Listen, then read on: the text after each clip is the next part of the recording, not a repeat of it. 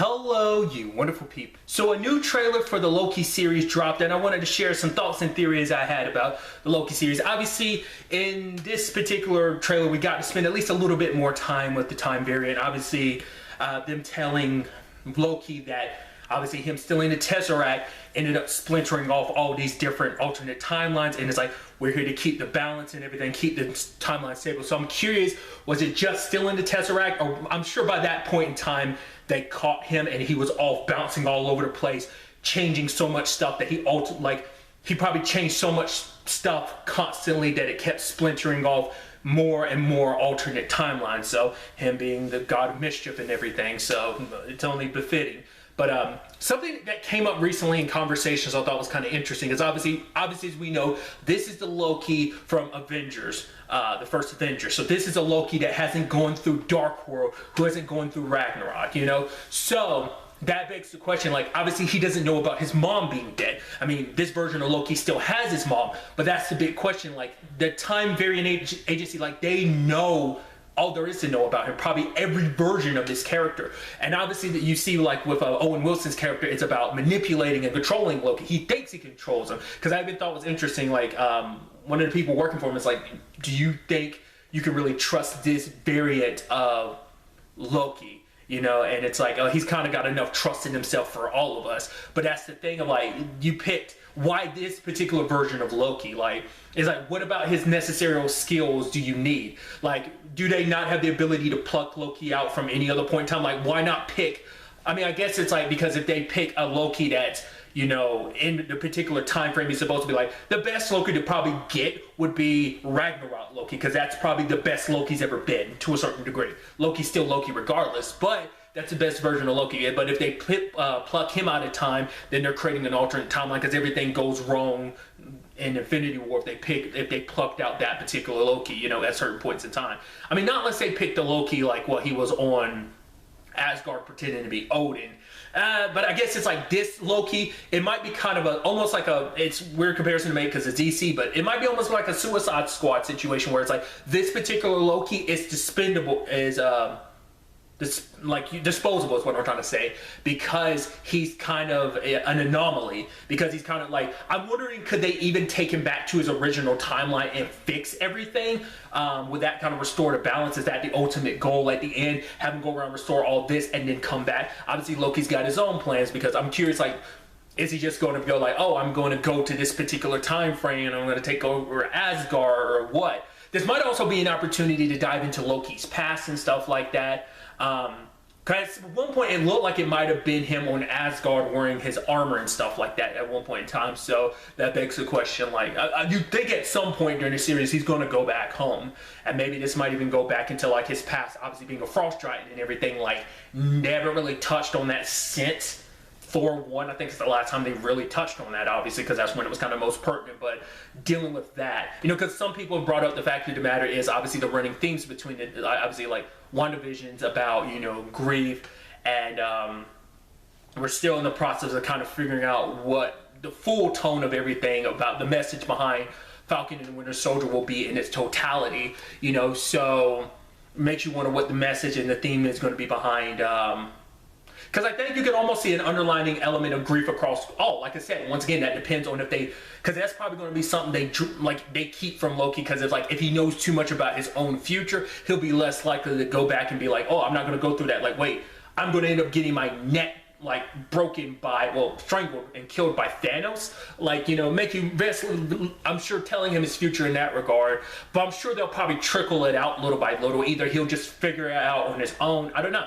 It'd be really interesting if he did have a moment with his mom, because I think it'd be a nice element, because Thor had a moment with their mom in Endgame. I think it would be interesting if Loki kind of had that same opportunity as well. I mean, as I've talked about, it's interesting because Loki has had his arc of redemption from Thor, all the way from Thor 1 to Infinity War. So it begs the question, like, this Loki's going to take a different route to redemption, potentially, maybe. Once again, this is, like I said, this is Loki at his peak evilness. So it begs the question, like, you know, once again, what his journey is going to look like. And obviously he probably won't he won't go there the same way. He won't take the same path as the Loki we've come to know, but it's still going to be a thing of, will he still reach the same destination? Maybe kind of showcasing that, yes, Loki can have, we've seen the good that is in him. He just needs the right push and nudge in the right direction to kind of do that. So,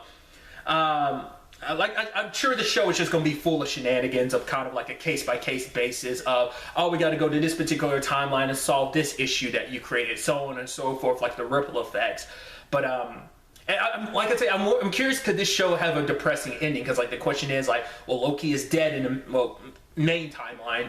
You have to also say that because, well, Cap doing what he did, like created, like the current timeline is an alternate timeline. So what about because that theory brings up the whole thing of like, we've been living in an alternate timeline the entire time because there's always been two Captain Americas, two Steve Rogers at the very least.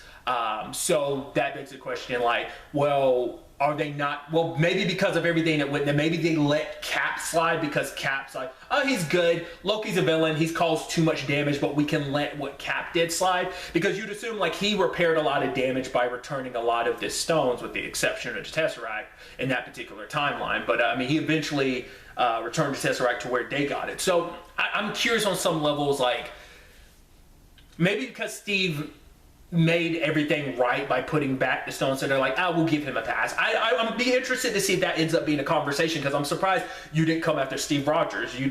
They might have a conversation where they're like, yeah, it wasn't just you, we came after Steve Rogers too, but it's like, we got it, Thanos, half the universe was gone, which begs the question, were they affected by it? Like, are they in a particular place, kind of like the vanishing point in DC, like, the Arrowverse shows, like, that was kind of a point where, even when the entire universe got deleted, like, wiped out, that's where they were able to go and be protected from the entire multiverse being wiped out. So I'm curious, it is a similar vein where they are immune, were they immune to the snap, or were they affected? Like, those will be some interesting conversations, like, because I guess it's like, overall, him doing what he's doing, it protects the timeline. Like, even Thanos doing his thing, it's like the timeline still kept a steady, stable stream. So we're not here to police like his actions. We're just here to police the timeline itself. That's our job, which I think that could lead to an interesting, complicated thing of like, the timeline's your priority, nothing else. None of the lives in the middle necessarily matter unless they interfere with the timeline. It's like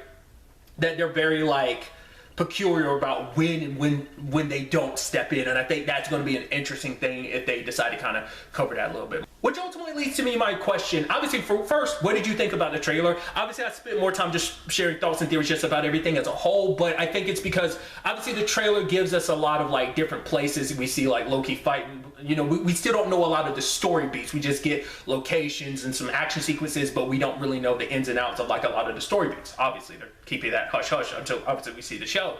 So, but like I said, what did you think of the trailer? Obviously, these are my thoughts and theories. I'd love to get to know yours as well. Like, what do you think will happen in Loki? Do you agree with some of the stuff I brought up? Do you disagree? What are your own thoughts and theories about what direction Loki can take us, and obviously what that means for the future of the MCU as a whole? Especially with so much being tied to the multiverse. Obviously the theory was WandaVision. Who knows what groundwork it's set up, even though it didn't necessarily lead directly into it, it still could have laid the groundwork. We just don't know about it yet. Obviously Spider-Man No Way Home too, so like I said, just let me know all your thoughts. But really, that's all I want to talk about. So the next time we meet, be happy, be safe, low light to the fullest, and enjoy it. Good day and goodbye.